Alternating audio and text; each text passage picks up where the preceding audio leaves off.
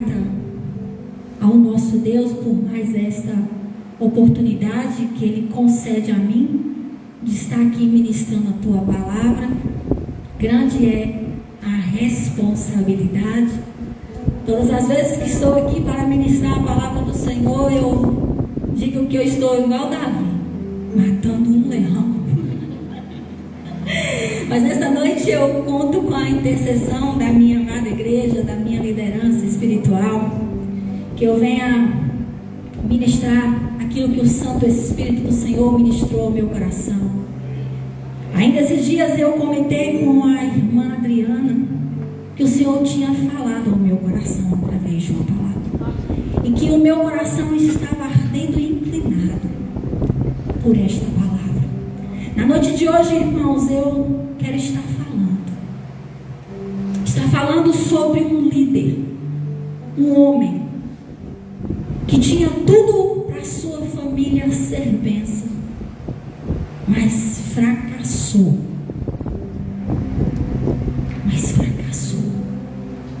Porque ele foi um pai indisciplinante. Ele não soube corrigir os seus filhos. Na noite de hoje eu convido os irmãos para estar abrindo suas Bíblias no livro de 1 Samuel.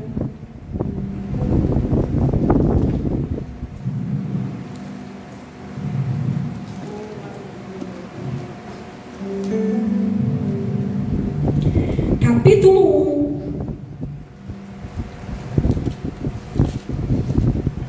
Nós vamos estar fazendo menção agora, neste momento, do verso 3 de 1 Samuel, capítulo 1. Todos que encontrarem, digam amém. Glória a Deus. E diz assim, verso 3 do capítulo 1.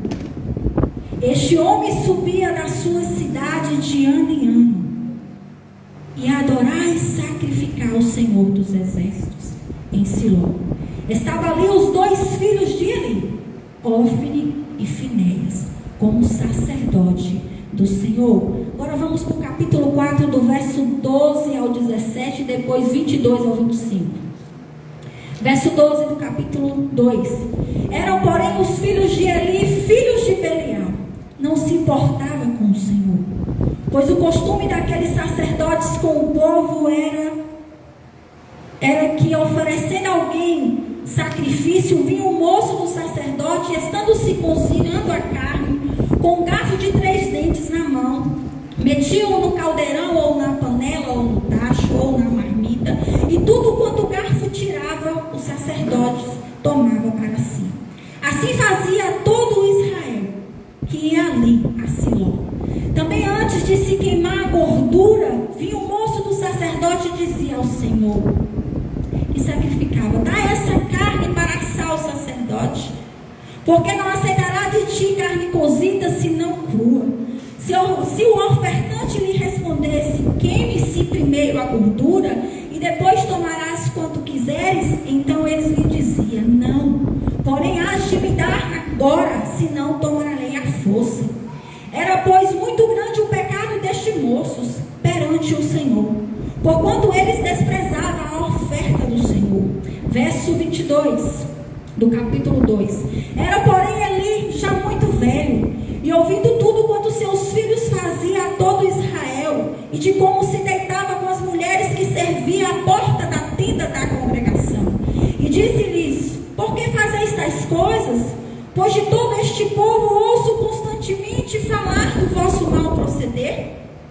Não, filhos meus, porque não é boa a fama que ouço. Estais fazendo transgredir o povo do Senhor. Pecando o homem contra o próximo, Deus será o árbitro. Pecando, porém, contra o Senhor, quem intercederá por ele? Entretanto, não ouviram a voz de seu pai, porque o Senhor os queria matar. Vamos agora para o capítulo 3, do verso 10 até o 18.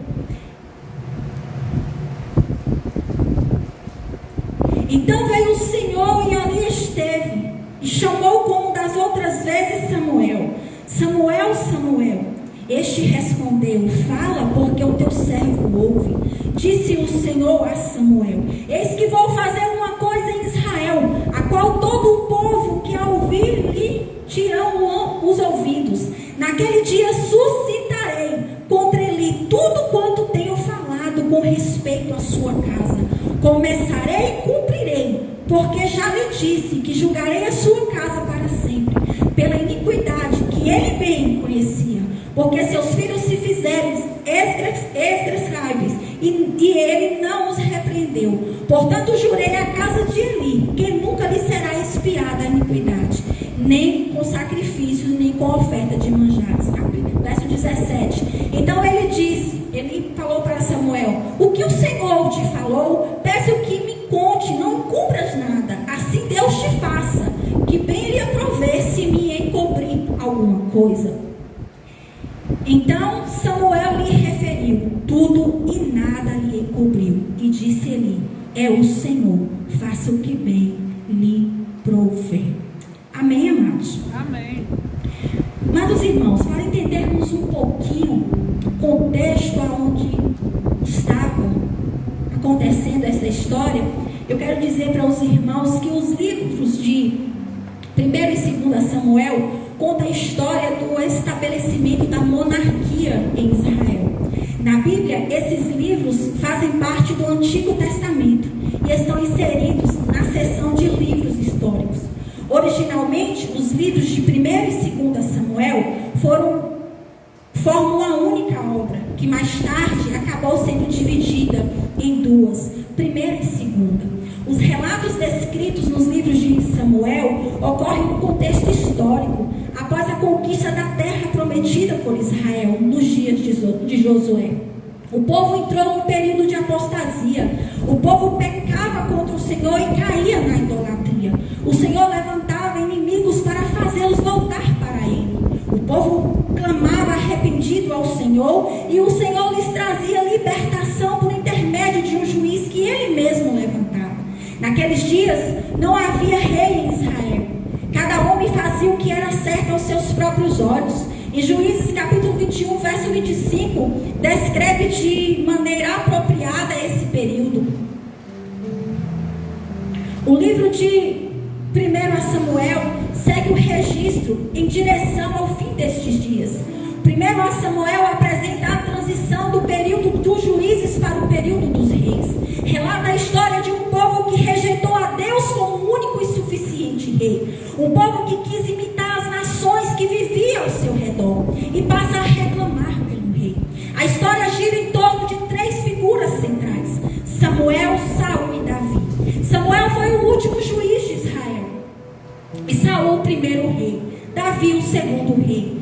Da leitura desse livro, bem como dos outros livros históricos do Antigo Testamento, aprendemos que a fé em Deus traz bênção, enquanto a desobediência traz desgraça. Essa verdade foi dita pelo próprio Deus ao sacerdote Eli: aos que me honram, honrarei. Guarde esta noite esta palavra. Aos que me honram, honrarei, porém os que me desprezam serão desprezados. 1 Samuel capítulo 2, verso 30. No princípio, o povo de Israel não entendeu bem o que significava ter um rei. Deus era considerado o verdadeiro rei de Israel, mas em resposta ao pedido deles, Deus deu um rei para eles. Tanto o rei como o povo vivia debaixo da autoridade do julgamento de Deus. Tanto o rei como o povo vivia debaixo da autoridade e do julgamento de Deus. Os direitos do povo eram garantidos pela lei do Senhor. Em 1 Samuel nós podemos ver, amados, o livro iniciando com a história de Ana, a mãe de Samuel, e o seu desejo pelo filho. Narra o nascimento e chamado de Samuel como profeta e último juiz de Israel. Apresenta o pedido do povo pelo rei e a unção do primeiro rei de Israel, Saul, a quem o Senhor rejeitou. Descreve também as relações complexas de Saul e Davi e conclui com a morte de Samuel e a ascensão de Davi como o futuro rei de Israel, a quem Deus escolheu. Amém? Mas nesta noite eu quero, como eu disse, eu gostaria de olhar para esta família. Para esta família que tinha tudo, mas tudo para dar certo. Porém, acabou fracassando. E nesta noite eu quero atentar aqui para o pai desta família, Eli. Até mesmo porque o texto não menciona o nome da esposa. Até mesmo porque não menciona a mãe de Ofni e Finéias. Então eu não tenho argumento nesta noite para falar da mãe dos filhos de Eli. Nesta noite eu quero falar a respeito deste homem, Eli. Eli foi juiz e sacerdote de Israel por 40 anos. Era um homem de Deus que tinha discernimento das coisas espirituais. Eli era descendente de Arão através de Itamar.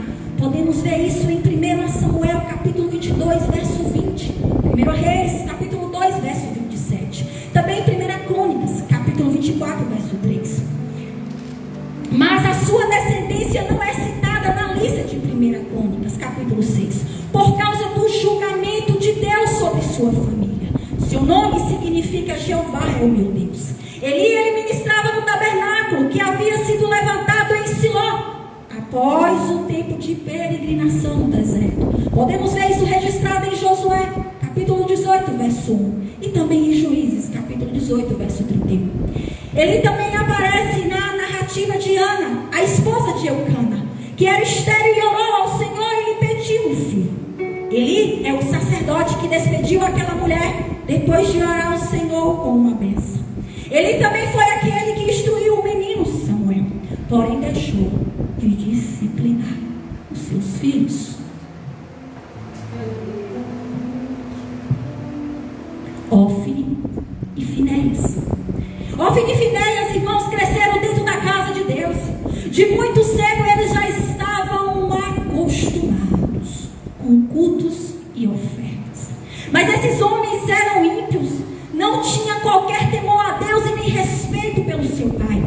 Eles transgrediram a lei de Deus de muitas maneiras. Eles violaram os sacrifícios, as ofertas feitas ao Senhor. Se apropriaram daquilo que era consagrado a Deus. Além disso, eles viviam em excesso de pecados. Se tornaram adúlteros, blasfemos, insolentes. Perderam completamente o temor ao Senhor. A prática pecaminosa e imoral dos filhos de Eli era conhecida por todo Israel. Eles corromperam, irmãos, o sacerdócio. Eles profanaram na casa de Deus. A Bíblia nos mostra a tentativa patética, grava esta palavra nesta noite, patética, de Eli repreender os seus filhos. Mas eles, Ofni e Finéias, já estavam com suas mentes, meu Deus, cauterizadas, irmãos, pelo pecado. Não havia mais sensibilidade no coração desses homens. Não havia mais temor. Esses homens eram verdadeiros ímpios. Ímpios aqui eu não me refiro como nós nos costumamos nos referir, quem não tem a Cristo.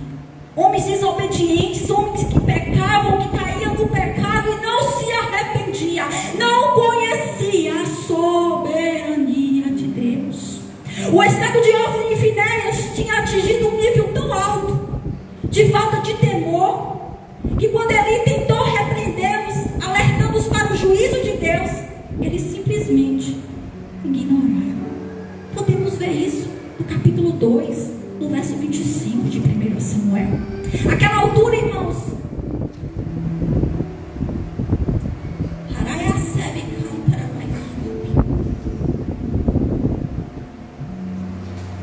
aquela altura, irmãos, o Senhor já tinha entregado os filhos de Eli à dureza do teus corações.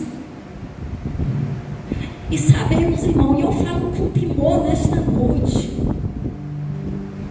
e sabemos que quando Deus entrega o homem à dureza do seu próprio coração, a sua ruína, irmãos, é inevitável. Quando o homem endurece o coração ao ponto de não enxergar, não se prostrar diante de Deus e conhecer a tua miséria e o teu pecado, a sua ruína é inevitável. Mas por tudo isso, irmãos, que eu disse aqui,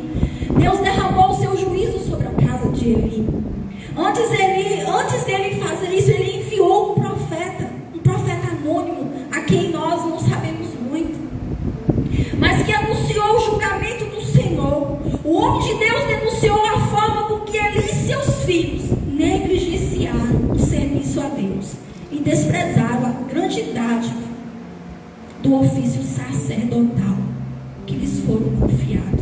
Em seguida, o profeta avisou que sua linhagem sacerdotal em Israel não seria mais contada através de sua casa. Na prática, irmãos, isso significava que a linhagem sacerdotal passaria a ser considerada através da descendência de Eleazar, o outro filho de Arão. Essa mensagem foi novamente confirmada pelo profeta Samuel. Deus também avisou a Eli que os seus filhos morreriam no mesmo dia e que ele seria o último homem idoso de sua casa. Todos os outros haveriam de morrer no auge da idade. Amém? Nesta noite eu convido os irmãos que continuem com suas Bíblias abertas. Nós vamos estar meditando aquilo que o Senhor falou ao meu coração. E à medida que eu for lendo, eu convido os irmãos a estar olhando nas suas Bíblias. O tema desta noite, irmãos, da mensagem desta noite é um grande líder que fracassou como pai. Essa família, irmãos, tinha tudo para dar certo. Essa família tinha um pai que de fato era um grande líder, mas um fracasso dentro do seu lar. Um líder que cuidava dos outros, mas não conseguiu cuidar dos seus filhos. Eu quero chamar a sua atenção nesta noite, irmãos, para algumas lições do texto.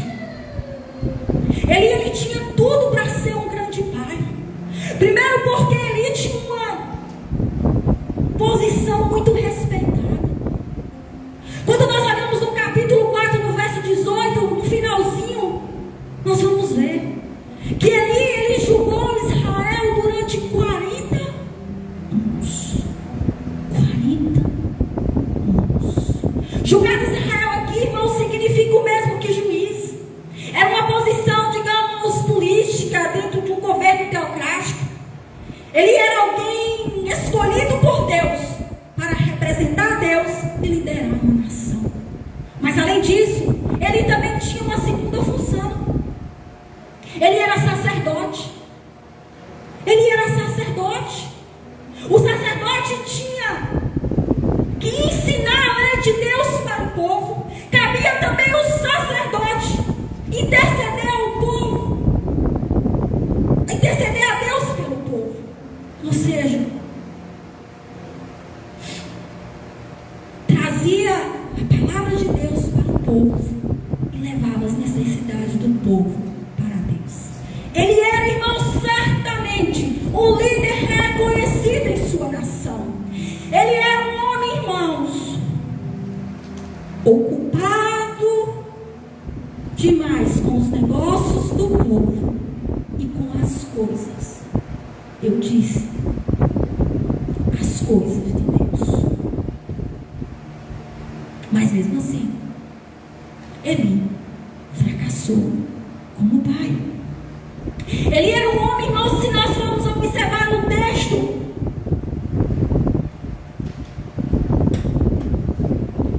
no capítulo 3, do verso 8 ao 9, nós vamos ver que ele era um homem que tinha discernimento espiritual.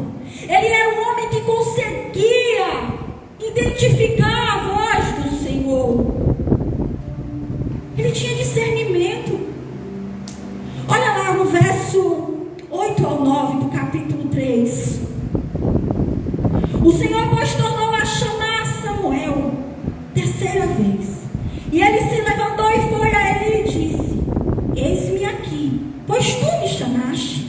Então entendeu Eli que era o Senhor quem chamava o jovem.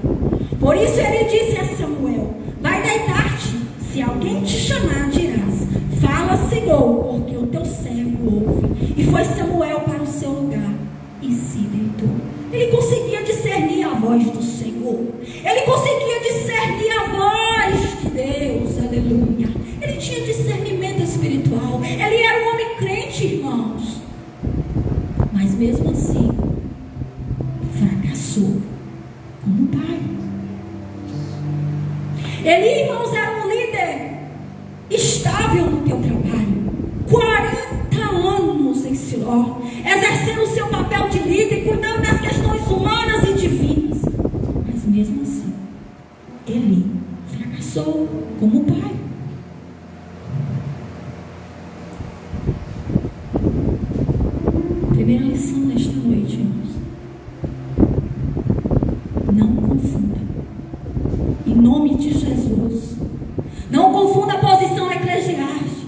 Não confunda trabalho na igreja.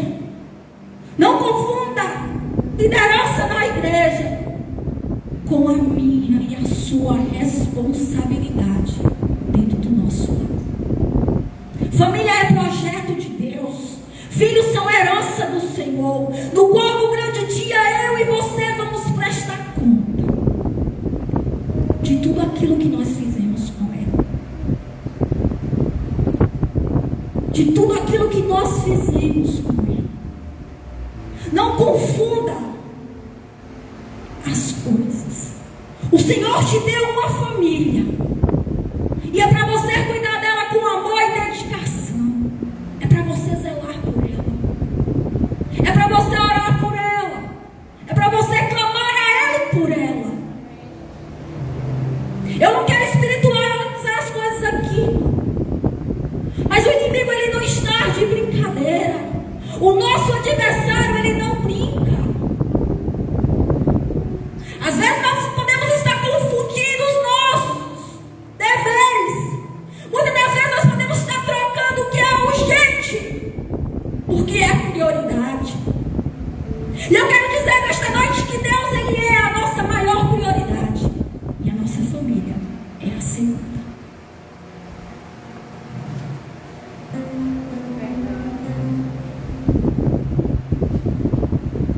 Ele foi um grande líder, mas fracassou dentro do seu lar. Mas, irmãos, o segundo ponto que eu quero levantar aqui é que os filhos de Eli tinham tudo para ser bênção. Tinha tudo para ser bênção. Quantos filhos nascem em meio de famílias que têm pais que não têm nada a ensinar, não têm experiência nenhuma de vida a transmitir, e são bênçãos? Quantos pais são bênçãos? Bênçãos, mas têm filhos imaturos. Os filhos de Eli tinham tudo para ser bênção. Tinham tudo para ser os filhos abençoados. Eles nasceram, irmãos, numa família sacerdotal. Eles cresceram no ambiente sagrado. Eles cresceram dentro do templo. As coisas sagradas, irmãos, eram o dia a dia desses homens de Ofni e Finéis. Diríamos hoje que eles cresceram dentro da igreja. Estavam acostumados com o culto, com as ofertas. Mas, o que é isso? Eles mesmos eram sacerdotes, ministros do Senhor.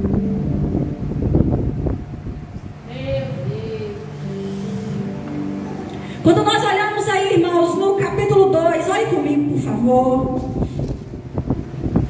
No capítulo 2, no verso 12, nós vamos ver como é que eram esses homens. Olha lá o que está escrito no verso 12. Era, porém, os filhos de Eli, filhos de Belial, não se importavam com o Senhor. Era, porém, os filhos de Eli, filhos de Belial. Irmãos, esses homens eram sacerdotes, mas viviam uma vida profana. Eles eram sacerdotes, mas viviam uma vida profana. Quando nós olhamos para essa expressão, filhos de Belial, irmãos, algumas traduções chamam isso de filhos do demônio. Filhos do demônio. Eles eram, irmãos, verdadeiros ímpios. Eles eram homens incrédulos. Eles eram homens rebeldes. Eles eram blasfemos. Eles eram imorais. Eles eram insensíveis. Eles eram perversos. Eles eram profanos. Eles eram sacerdotes profissionais. Exerciam sua função, mas não tinha nada a ver com a vida deles com Deus, irmãos. Eles serviam na casa do Senhor, mas a vida deles não tinha nada a ver com o Senhor. O texto é muito claro em nos dizer, eles não se importavam com quem? Com o povo? Com quem é que eles não se importavam? Está aí no texto, no verso 12. Com o Senhor. Eles não se importavam era com o Senhor. com o Senhor. Estava servindo na casa do Senhor. Estava cuidando das coisas do Senhor. Estava fazendo as coisas do Senhor. A Gaia sabe canta na Maia sube. A Gaia sabe caia sube canta na Maia sube, Senhor.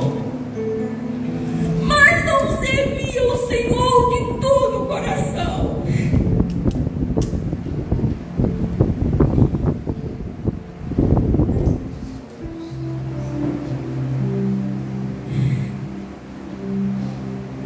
Não servia o Senhor, não tinha intimidade com Ele, não tinha reverência, não tinha, irmãos. Meu coração enche de temor nesta noite. Meu coração enche de temor nesta noite, irmãos. Vocês conseguem entender alguém trabalhando na casa de Deus, servindo na casa de Deus, sem ter reverência nenhuma por Ele?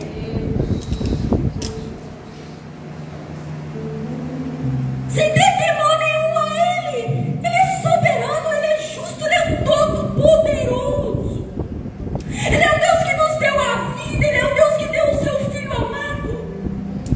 Sem nenhum reverência a Ele, sem nenhum temor a Ele. Arabagaias, nebigaias.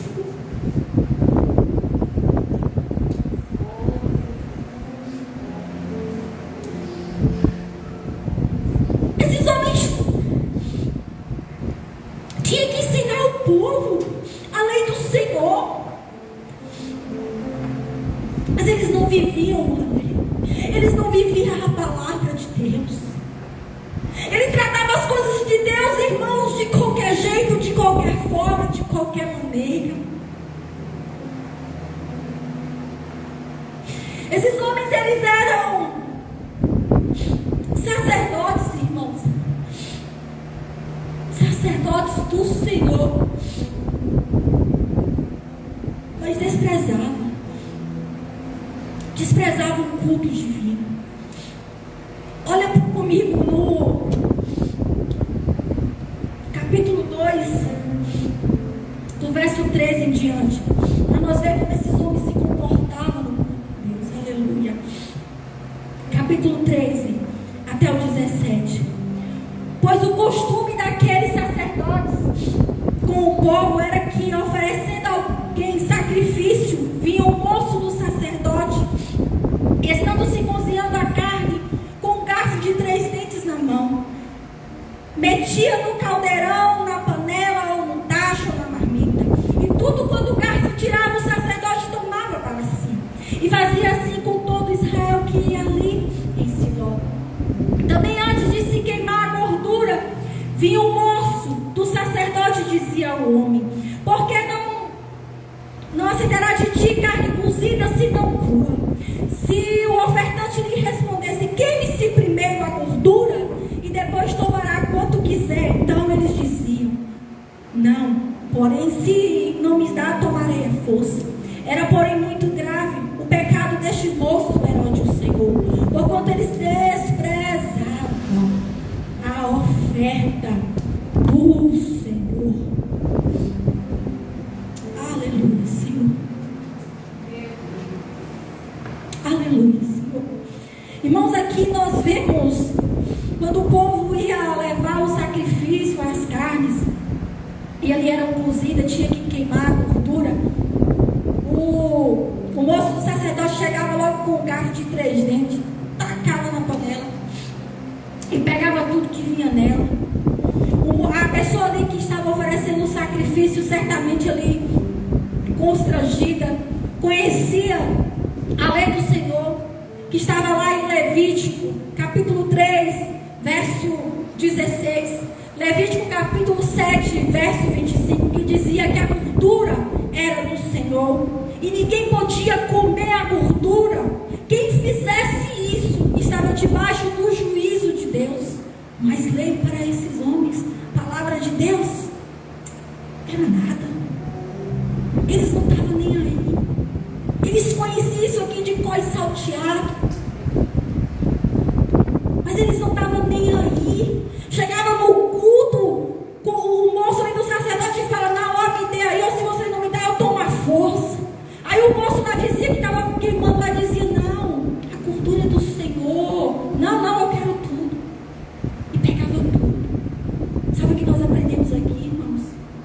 que o Senhor já estabeleceu. O Senhor já estabeleceu como Ele quer ser adorado. O Senhor já estabeleceu o culto. O culto divino já está na sua Escritura Sagrada. Nós não precisamos criar formas, maneiras para cultuar e adorar o Senhor. Ele já estabeleceu. Nós temos que chegar diante do Senhor para cultuar e adorar com reverência e temor. Porque estamos diante de um Deus que é todo poderoso e soberano sobre todas as coisas. Aleluia. Não podemos chegar no culto diante do Senhor de qualquer jeito, de qualquer maneira, como se fosse bagunça. Fazer do nosso jeito, da nossa maneira. O Senhor já estabeleceu como Ele quer ser adorado. Cabe a nós examinarmos a Tua palavra e fazer conforme Ele nos ensinou. Glória a Deus.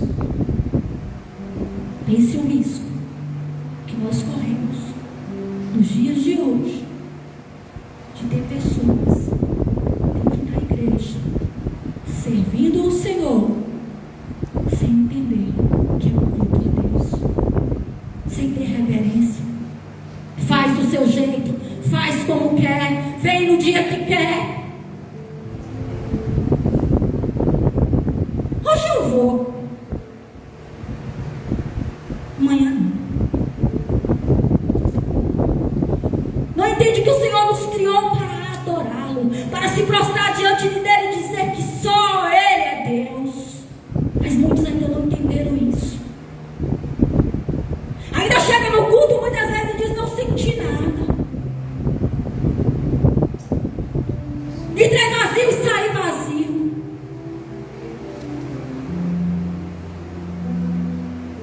Porque ainda não entenderam como o Senhor estabeleceu ser adorado. Aleluia. Está criando forma para adorar o Senhor. Mas não, meu irmão. Na Bíblia está registrado como o Senhor não quer ser adorado.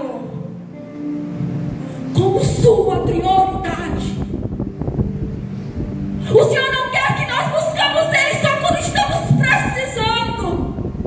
O Senhor quer que nós buscamos Ele como Ele é, o Deus da nossa vida, o Deus da nossa salvação, o nosso refúgio, a nossa fortaleza, o nosso braço forte. Mas muitos vêm para o culto buscar. Não entendeu ainda que tem que vir para adorar, para servir. Ei, o Senhor não precisa de nós não, irmãos. Somos nós que precisamos dele. Se estamos aqui foi por graça dele. Se fomos libertos por graça dele. Foi ele que enviou o seu Filho amado para morrer na cruz. É por causa dele que estamos salvos.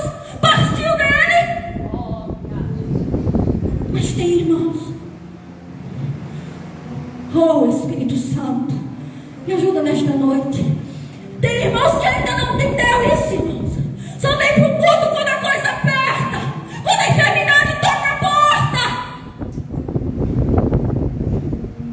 Se prostre diante do Senhor, adore o Senhor, porque Ele é o Santo de Israel. Ele é o único que nós devemos nos prostrar e adorar. Esses homens, eles não respeitavam. Eles não respeitavam o culto do Senhor. Eles faziam do jeito deles, das maneiras deles, como eles achavam por bem. Meu Deus. Eles eram sacerdotes, irmãos. Mas eles estavam.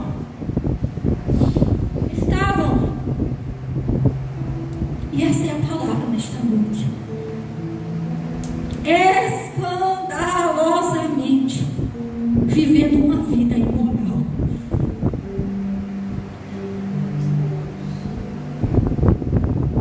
Olhe comigo no capítulo 2, no verso 22. Era porém ali já muito velho e ouvia tudo o que seus filhos faziam a toda Israel e de como se deitava com as mulheres que serviam à porta da tenda da consagração. E disse-lhes: por que fazeis tais coisas? Pois de todo este povo ouço constantemente falar do vosso mau procedimento. Não, filhos meus, porque não é boa fama que ouço. Estais fazendo transgressão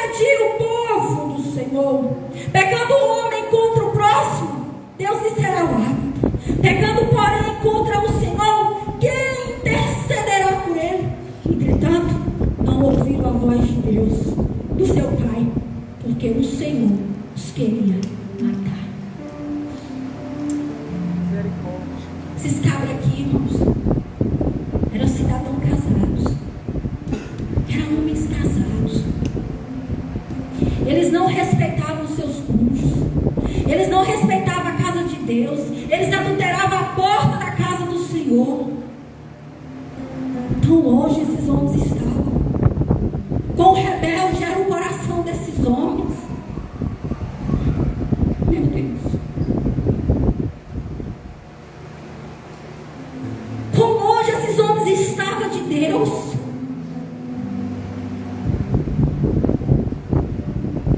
Quantos irmãos muitas vezes chegam dentro do templo e até parece ser um sacerdote.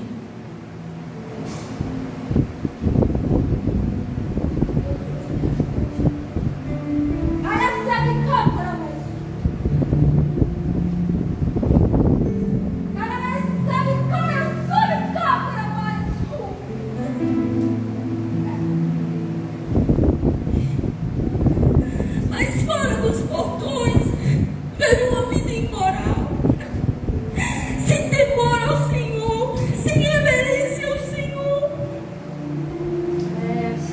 Deus nos vê no oculto, Deus nos vê no secreto.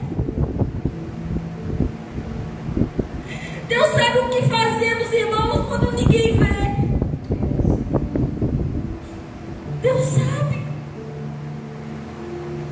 Quão longe esses homens estavam do Senhor, quão distante esses homens estavam de Deus. Muitas vezes nós achamos, irmãos, que estamos fazendo escondido dos nossos pais.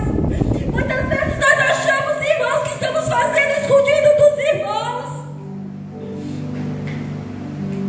Mas Deus está vendo. E a sua reverência não tem que ser por nós, mas sim pelo Senhor. Aquele que deu teu filho amado por você. A tua reverência tem que ser por Ele. Aleluia. Quão longe esses homens estavam do Senhor. Eles eram sacerdotes, mas não ouviam advertências. Não ouvia conselho. Eram rebeldes. Quando nós olhamos aqui no verso que eu acabei de ler, seu pai ali chama a atenção. Ele chega até eles até com a tentativa patética, porque até ali naquele ponto o Senhor já tinha entregado eles a dureza do teu coração. Ele diz: filhos meus, de todo o povo, constantemente eu tenho escutado do mau proceder de vocês. E todo o povo aqui, irmãos, é algo em geral. Constantemente, era sem parar. Mas eles não ouviram a voz do Senhor, do seu Pai. Eles não obedeceram. Quantas vezes, irmãos, nossos pais nos advertem, nos instruem, fala conosco. Não é porque eles querem ser o maior aluno, é porque eles têm experiência de vida. Eles conhecem aonde nós podemos chegar e o fracasso acontecer. Eles sabem, eles conhecem o caminho que pode nos levar à perdedeira. Quando nossos pais nos orientam, irmãos, nos exortam, não é para o nosso mal, é para o nosso bem.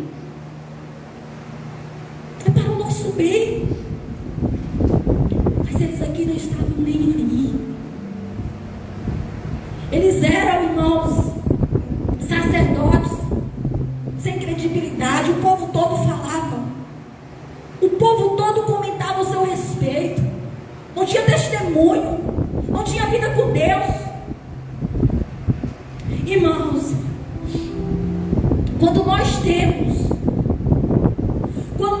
privilégios, como este homens, Hófni e Finéias tiveram, meu Deus. Quando nós temos privilégios, como esses homens teve, tinham e nós jogamos fora, isso se torna um agravante em nossas vidas, na nossa vida pessoal, na nossa vida familiar e na nossa vida espiritual.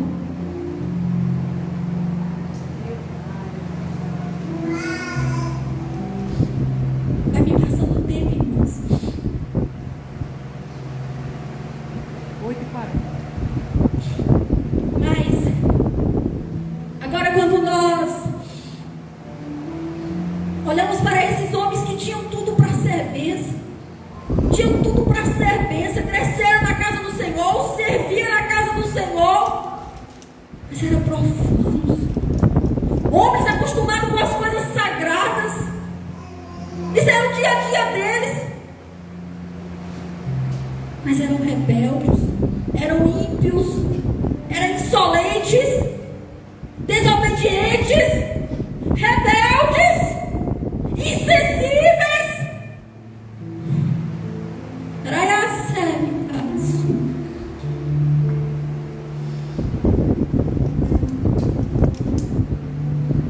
Mas o ponto aqui não é nem os filhos de Eli.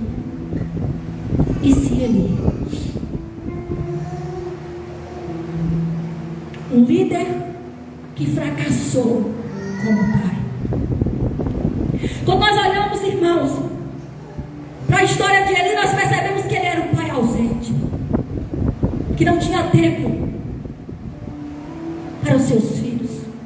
40 anos ele cuidando, 40 anos cuidando das demandas do povo, conselhando um, reparando brecha do outro, resolvendo um problema ali, resolvendo um problema aqui.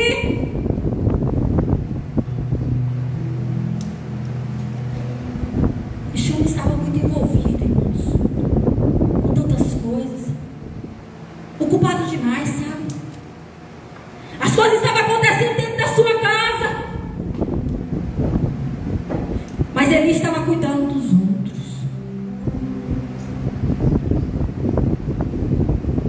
Sabe, irmãos, nós gastamos muito tempo,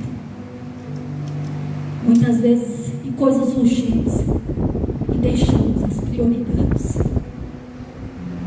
Nossa família, depois do Senhor, é a nossa maior prioridade.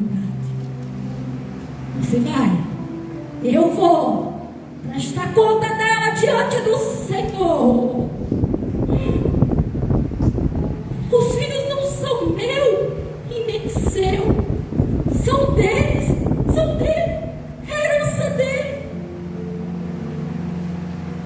Muitas vezes, irmãos, também valorizamos mais o ter do que ser. Muitas vezes gastamos tempo, irmão, demais preocupados em arcar com as necessidades e esquecendo do que é fundamental em nosso lar. Era essa de criar os nossos filhos, enraizar os nossos filhos no Senhor, enraizá-los no Senhor, aprofundar eles no Senhor. Mas como podemos fazer isso? Trazendo eles para perto, colocando diante da palavra de Deus, mergulhando, estando atento aos sinais que o Senhor nos mostra. Deus não nos deixa enganar, mas às vezes estamos tão preocupados, ocupados demais com tantas coisas, que esquecemos que é prioridade depois de Deus na nossa vida. É para nós refletirmos, irmão. Quanto tempo foi dito nesta noite aqui? Quanto tempo estamos dedicando aos nossos filhos? Quanto tempo os nossos filhos têm na nossa agenda como prioridade? Quanto tempo você gasta para brincar com o teu filho? Quanto tempo você gasta para ensinar uma lição da escola? Quanto tempo você gasta para ensinar o que é certo e o que é errado? Quanto tempo você gasta para ler e meditar na palavra? Quanto tempo você gasta para sentar e orar com o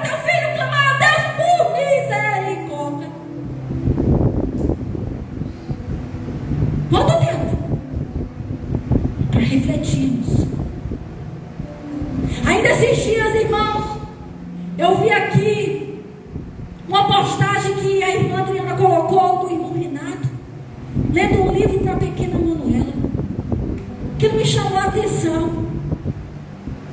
Em primeiro momento eu disse assim, mas Manu não entende nada ainda. E sabe que o Espírito Santo de Deus ministrou meu coração, bradou muito forte, fez queimar. É de pequeno que se aprende, é de pequeno que se ensina. Ai, a sede cai, a sube,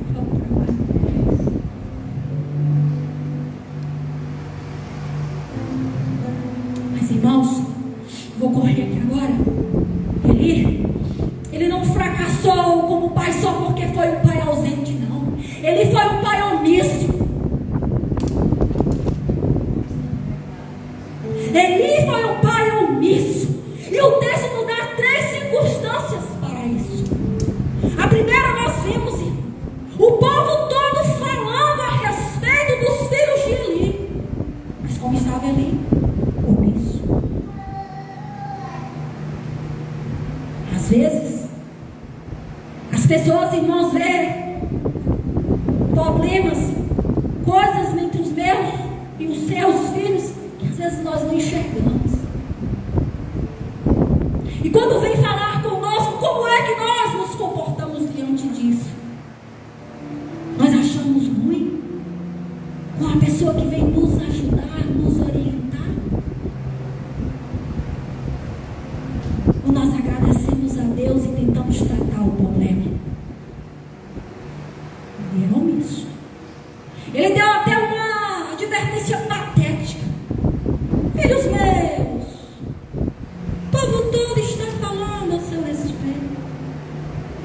Quando ele precisava ser um braço forte, ele foi sereno demais. E a decadência foi inevitável. Deus também, irmãos, usou um profeta anônimo para exortar, para falar com Eli. Um profeta no qual nós não sabemos muito. O profeta traz de novo o mesmo problema dos filhos de Eli. Denuncia a ingratidão deles, leva a sentença que o ministério deles ia receber. Mostra o princípio que Deus exerce por sua autoridade. Honrarei aqueles que me honram, mas aqueles que me desprezam serão desprezados. Capítulo 2, verso 30 de 1 Samuel. Honrarei aqueles que me honram, mas os que me desprezam serão desprezados. Mas ele também foi um pai conivente.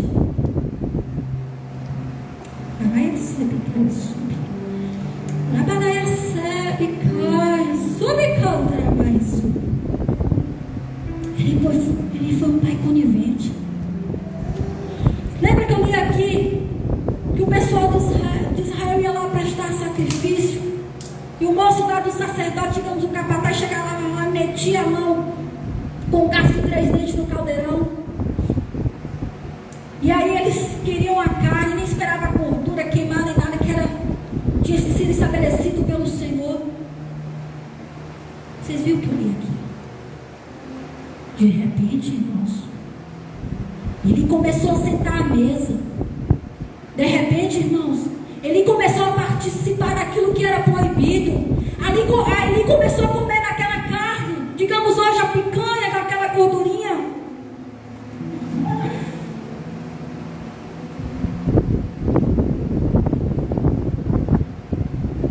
Ele começou a ser conivente com os pecados dos meus filhos. De vez de ele repreendê-los, não. Ele passou a sentar à mesa, a participar. Meus filhos estão fazendo, estão comendo mesmo? O que tem a comer? Quando o texto diz, lá no capítulo 4, que ele morreu pesadão. E aqui não é problema com gordura não, irmãos. Tem muitos que estão até aí acima do peso por questão de alguma doença, no meu caso também, negligência. O que confirma é que ele estava participando daquilo que era que ele tinha que proibir, sabe? Quando eu e você, irmãos, estamos vendo nossos filhos no erro, no pecado, e não sentamos e tentamos juntamente com o Senhor corrigi-los, nós estamos sendo coniventes com o pecado, com os erros deles. Estou encerrando, estou correndo aqui. Por último, o que eu quero dizer nesta noite é que quando nós olhamos lá no capítulo 3, no verso 10 ao 18, eu preciso fazer a leitura desta noite. Olhe bem, primeiro o Senhor ministra no meu coração, olha para vocês verem como ele era conivente ao pecado dos seus filhos. Olha quando lá no capítulo 2, do verso 29, quando um profeta anônimo vem trazer a mensagem para ele. Preste atenção, irmãos. Não podemos ser coniventes com os erros dos nossos filhos. Precisamos estar atentos, precisamos educá-los, corrigi-los e pedir acima de tudo a misericórdia de Deus. Porque pisais, olhe bem, porque pisais aos pés dos meus sacrifícios e as minhas ofertas de manjares, que ordeneis que me fizesse a minha morada, e tu, aqui ele está falando para ele, e tu, porque honras mais os teus filhos mais do que a mim, para tu e eles vos engordares das melhores de todas as ofertas do meu povo. Sério? Ele era conivente. Ele era conivente. Mas quando eu leio esse texto, irmãos, que eu vou estar fazendo menção agora, meu coração enche de temor. Olha lá capítulo 3, do verso 10 em diante, para ganhar tempo. Então veio o Senhor e ali esteve e chamou, como de outras vezes, Samuel, Samuel. Respondeu, fala, porque o teu servo ouve. Disse o Senhor a Samuel, eis que vou fazer uma coisa em Israel, a qual todo o que a ouvir me dirão ambos os ouvidos. Naquele dia suscitarei contra ele, meu Deus, tudo o que tenho falado com respeito à sua casa. Começarei e cumprirei, porque já lhe disse que julgarei a sua casa para sempre, pela iniquidade que ele bem conhecia. Porque os seus filhos fizerem escravos, e ele não os repreendeu. Portanto, jurei a casa de Eli que nunca lhe será expiada iniquidade, nem em sacrifício, nem com oferta de manjares. Então ele disse a Eli, que o Senhor te falou, peço que me contes, não me cubras nada. Assim o teu Deus faça bem o que lhe provesse e me cobrir algumas coisas. Então Samuel lhe referiu tudo que o Senhor lhe disse. O que respondeu ele é o Senhor. Façam o que lhe prover. Irmãos, aqui ele está diante de um Deus todo-poderoso, de um Deus que é justo, que fala e cumpre a tua palavra. Ele não está diante de qualquer Deus, não. Ele está diante do Deus todo-poderoso. Mas o que ele faz aqui, irmãos? Joga a toalha, desiste da tua família. O que você esperaria que ele fizesse aqui? No mínimo se prostrar diante de Deus. É claro que naquela altura ele não conseguiria fazer mais isso. Já idoso, com 98 anos, pesadão. Mas o que vocês achariam que ele faria aqui, irmãos? Misericórdia, Senhor. Misericórdia, Senhor, porque eu amei e honrei mais os meus filhos do que a ti. Misericórdia, Senhor, que eu falhei. Misericórdia, Senhor, me ajuda, me dá uma nova chance. Não, mas o que me convém é o Senhor. Quantos estão jogando a toalha, desistindo da sua família, desistindo do seu cônjuge, desistindo dos seus filhos? Essa geração mesmo. Eu falo, mas nada acontece. Eu digo, mas todo dia a mesma coisa. Ei, o verdadeiro sábio aprende com os erros dos outros. Ele desiste da sua família. Ele poderia clamar ao Senhor pela misericórdia dele, pelo auxílio dele. Senhor, eu não posso, mas o Senhor pode, me ajuda. Me ajuda, Senhor. O meu filho está assim, a minha filha está assim, o meu esposo está assim. Me ajuda, Senhor. Porque eu não criei filhos para Belial, Senhor. Eu não criei filhos para ser mortos, Senhor. Eu criei filhos para te servir, te adorar, te cultuar.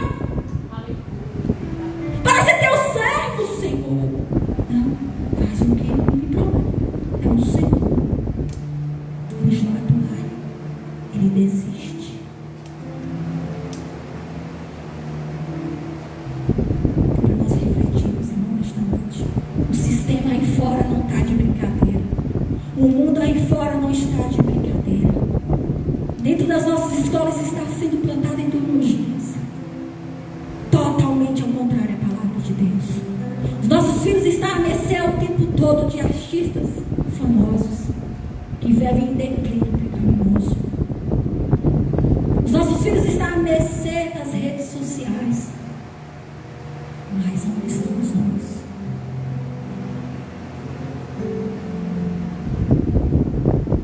Irmão, já estou encerrando. Mas eu quero dizer que nenhum de nós, nem eu, nem você, podemos aqui bater no peito e dizer: eu sou melhor do que ele. Eu e você precisamos da misericórdia de Deus, do auxílio do Senhor, do socorro do Senhor, das mãos do Senhor, para nos ajudar a cuidar daquilo que é precioso em nossas vidas, que é os nossos filhos. Para encerrar, eu quero deixar aqui, irmãos, 6 lições práticas. A primeira lição: o perigo de cuidar dos outros e não cuidados de dentro de casa. O perigo de ser famosos do lado de fora dos portões e não ter autoridade dentro do nosso lar. O perigo de nos acostumar com as coisas sagradas e perdermos o temor a Deus. O perigo de conformarmos com o pecado dos nossos filhos, ao ponto de querermos adorá-lo e esquecermos a Deus. O perigo de aceitarmos passivamente a decretação da falência e derrota da nossa família. O perigo, irmãos, de não estarmos atentos ao fato que o cálice de Deus, a ira do Senhor, pode se encher e não haverá mais esperança para a nossa família. Para encerrar, sabe o que aconteceu depois? Lá no capítulo 4, eu não vou fazer a leitura.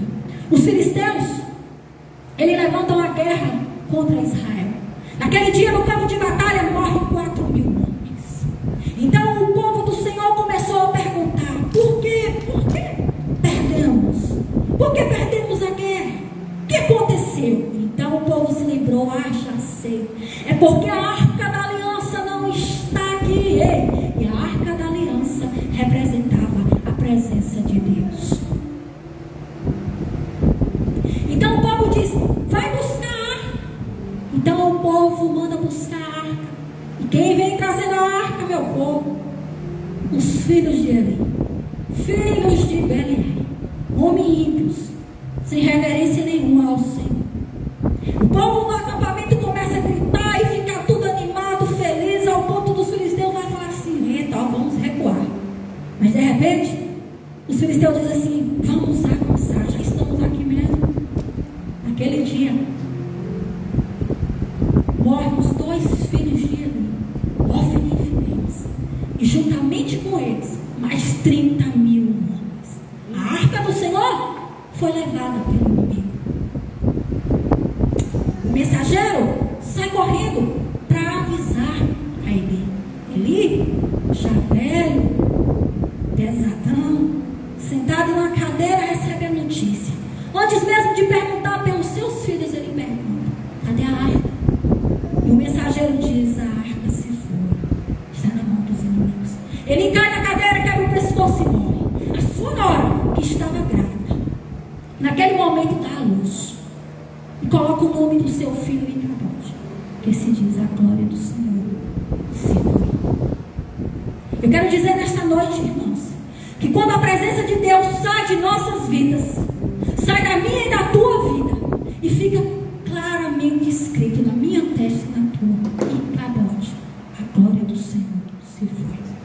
eu e você precisamos da graça e misericórdia de Deus todos os dias das nossas vidas. Aleluia. Todos os dias. Glória a Deus. Como eu disse, nenhum de nós aqui somos pais perfeitos. Precisamos da ajuda do Senhor, não só hoje, mas todos os dias. Precisamos da tua presença. A presença do Senhor é o bem mais precioso que a minha família e a sua pode ter. Amém? Que o Espírito Santo de Deus possa ministrar ainda melhor os corações dos irmãos. Eu agradeço em nome de Jesus a minha oportunidade, a minha liderança ao meu Deus e aos meus irmãos. Amém.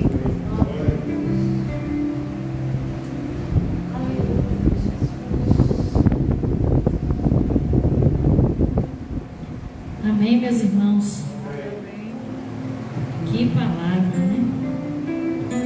Nós possamos refletir nessa noite, mas que nós possamos não somente refletir, mas agir enquanto dá tempo. Amém? Amém. E como o Senhor tem ministrado aos nossos corações acerca disso. O que é que temos feito? E que o temor do Senhor possa se apoderar das nossas vidas. Porque quando o temor de Deus vai embora dos nossos corações, vai embora tudo. Chega a ruína, chega o fracasso, chega a miséria, chega tudo aquilo, chega a derrota, chega tudo aquilo que o Senhor não sonhou para as nossas vidas. Que Deus tenha misericórdia de nós. Fui ministrada, fui edificada, fui sacudida mais uma vez, e eu tenho certeza que com os irmãos não foi diferente. Fecha a live, por favor, deixa eu contar só rapidinho